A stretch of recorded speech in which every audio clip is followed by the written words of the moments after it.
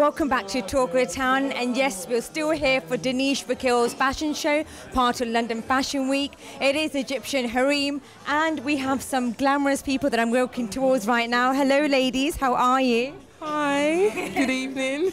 I'm loving what you're wearing. Are you come here for a purpose, for the Egyptian look, or are you just here because you just wanted to dress like that? No, I'm wearing a design by Charles, who's to my left at the moment, and it's obviously Egyptian and beautiful, feminine, and I'm a model by profession, and I'm here to watch the show tonight. So it's good to be watching the show and not to be in the show for once. So I do love what you're wearing. And what kind of material is this?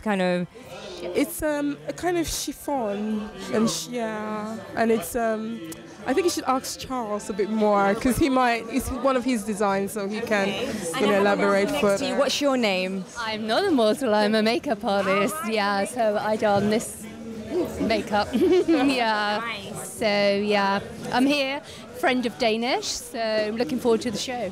So Charles, they're obviously wearing your outfits. Why are you inspired by Egyptian design? Good question.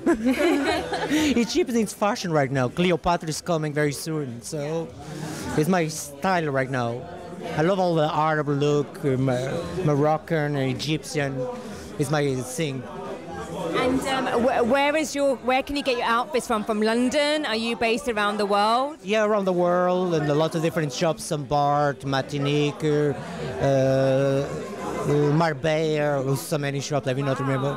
And how important do you think is a London Fashion Week to sort of illustrate fashions like Egyptian or ethnic minority fashions that perhaps don't get to be seen in high street stores? I don't understand your question. Special one-off. Yeah, I'm working more for one-off. I not like when people have two of them. Right. Yeah, I only do unique piece, like only one of each color and this that. Right, and that's it. Yeah. Unique pieces only. Yeah. That's good. I like that. I like the thought. I like the idea. People want to spend money, but people don't want to be unique. People don't want to walk. Everybody looks the same. Yeah. You know, it's nice to be individual, really, and have your own piece belong to you and reflect your personality. And would you wear something like this down the London streets? I would, yes. You know, I would. That already.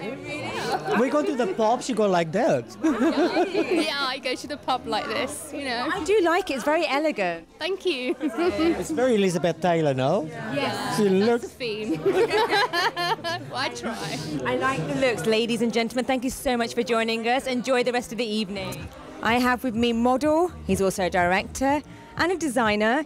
It's his 10th show and we are here with Danish Wakeel. Thank you so much for joining us. How are you? I'm very good, thank you very much for covering our show, and it's a pleasure to have B4U covering London Fashion Week Spring Summer 2015 for my Egyptian Harem show, which is just going to start very soon. So Danish, tell us, why have you gone with the Egyptian Harem sort of theme? Each season I select a concept, and for me, for that specific season, for those 4 to 5 months, that concept is the fulcrum. It's a main sort of main pillar. Everything for that specific season runs around that concept. Yeah. I choose a concept, and the collection, the shows, the events, the parties, I manifest that concept onto the catwalk shows. Right. Not only in the clothes, but into the styling, into the makeup, into the hair. It's all about one concept. So you will actually see Egyptian harem queens downstairs, female models dressed up as Nefertiti, Cleopatra, pharaohs. So there's a lot of grandiose culture of Egypt which I've manifested on the catwalk. What's interesting is having a Pakistani designer being part of London Fashion Week. How important is that? Because it's very rare.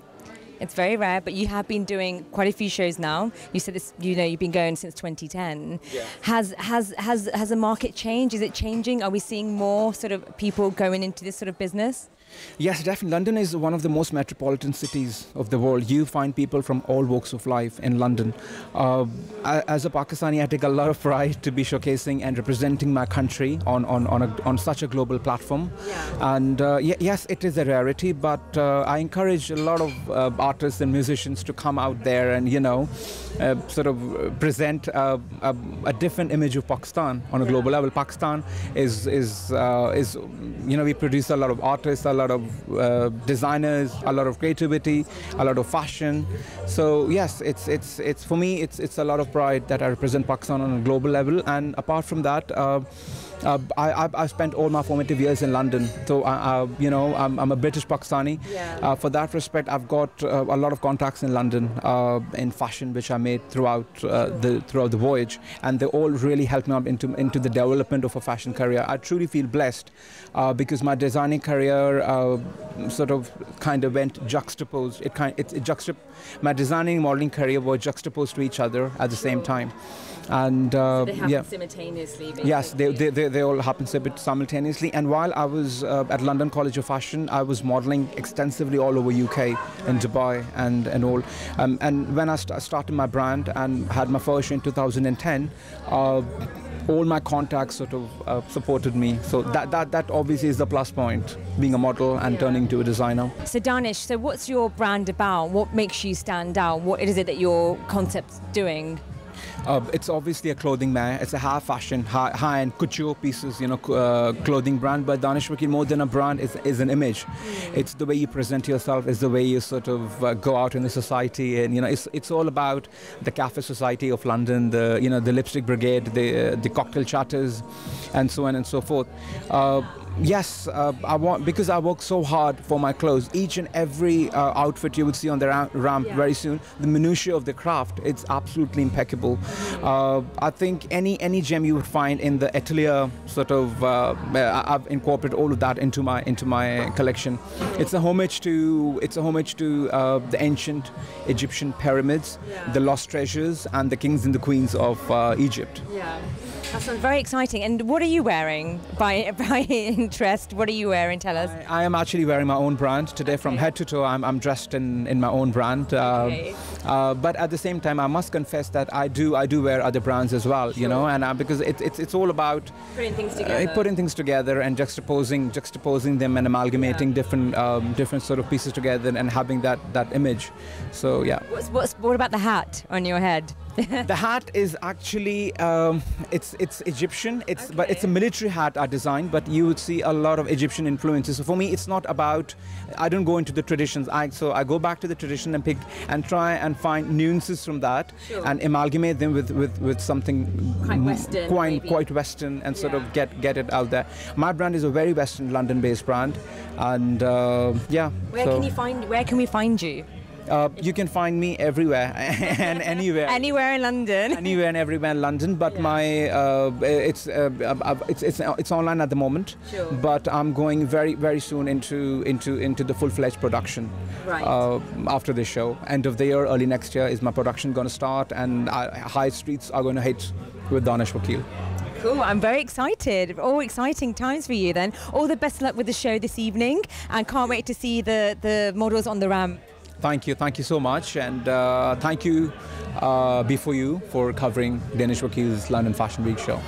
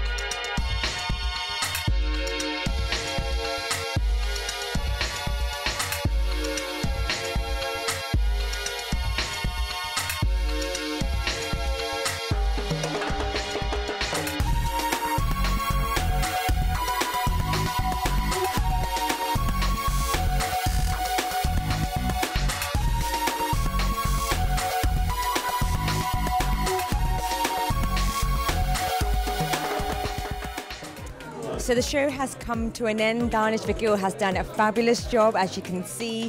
We had all the models going down the catwalk, doing the Egyptian Harem walk. And what else can we say? It's been a long, long evening. Whilst you watch B4U Music, I'm Atika Chowdhury, signing out.